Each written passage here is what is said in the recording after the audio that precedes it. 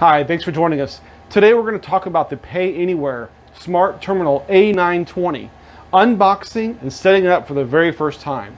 We're also going to be covering some settings in the PayAnywhere software that you can change and modify to better fit your business. Let's get started.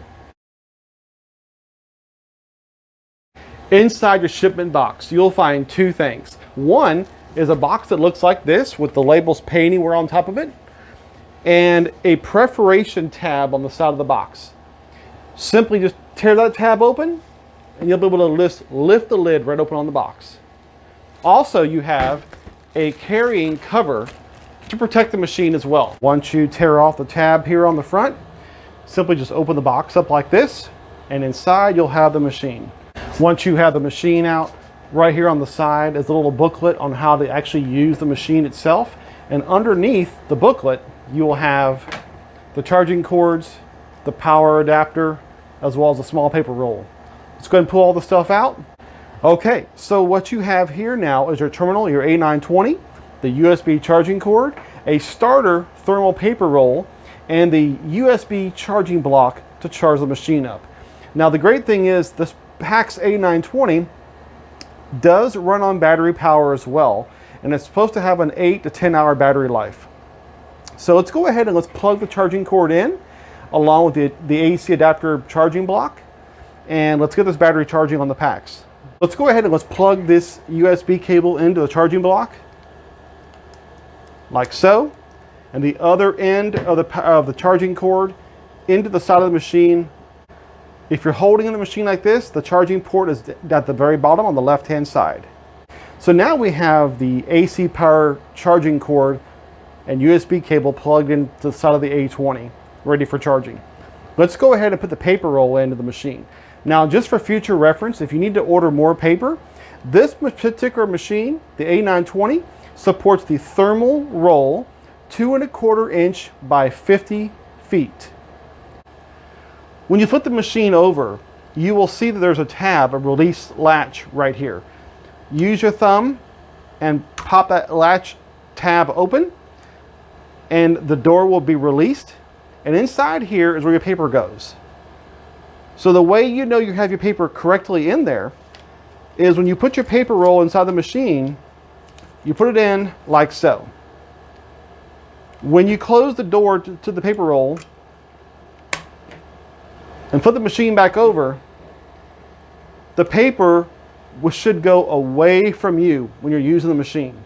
Now that you installed the paper to the machine and you've got it plugged in so the battery is charging, let's go ahead and turn it on.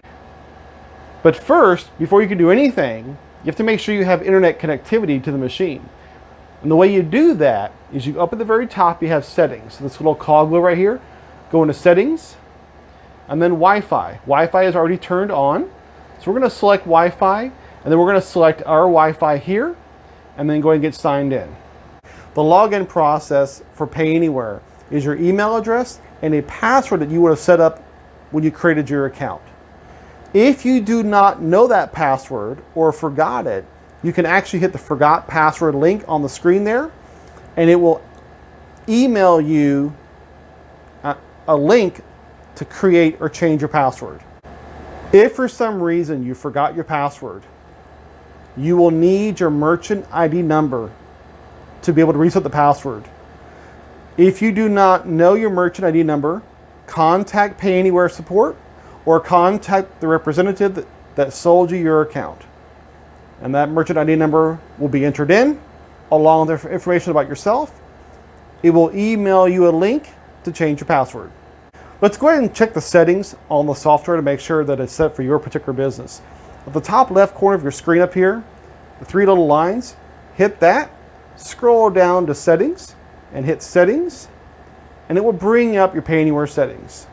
Once the PayAnywhere settings loads, we're just going to cover a few things that you need to make sure that's correct for your business before you run transactions. So the first thing you want to verify is your sales tax. If you do sales tax, you need to make sure that your sales tax is set. You can either enter in the percentage here, or you can choose the auto detect option, which will detect where you currently are with your machine and give you the correct percentage. I know for our area here, it's 7%. That's why it's set for 7% right now. A little bit further up, you will see this area here. You will also see a tab for requiring signature. That is totally your discretion. If you want someone to always sign for their purchase, which I recommend, make sure that toggle button is turned on. And just below, you can indicate whether you want it on the printed receipt or just on the terminal itself. Again, that's totally up to you. Most people will have this toggle button turned on. That way the customer can just sign with their finger right on the machine. If you would prefer them sign on the actual receipt, then you would turn this toggle button on instead. If you currently take tips, you are a salon, hairstylist, or anyone else that takes tips, you can turn this toggle button on here to enable your tips and set your percentages. I won't turn this one on right now because this is for another merchant account. I don't want to mess them up. But when you turn this toggle button on, down below it, it'll give you like 15, 18, 20%, right? You can change those percentages. You can change them, 10, 12, 15, whatever. Those percentages can change. So your customer can actually go in there and choose which tip they want to give you.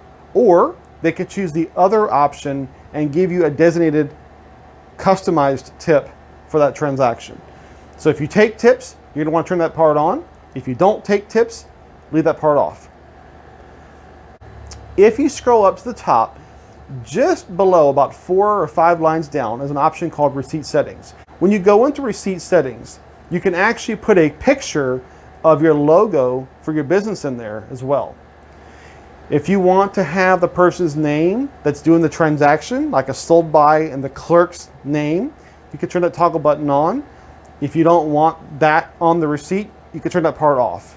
Also down below, you will have the option to put in your Facebook, Twitter, and Instagram social media links, as well as a custom message that you want printed on those receipts, like a return policy, etc. So again, that's at the very bottom of this window. Just scroll to the very bottom and you can make those changes there. When you're done with receipt settings, hit the X and hit the X again to go out of settings, and you're ready to run a transaction. We are going to be doing a separate video on running a transaction with the PayAnywhere software using 2 different types of what they call themes for transactions, because not everyone is going to have an inventory item. They want to just simply run a card. So we're going to be covering both of those transaction types in the PayAnywhere software in another video.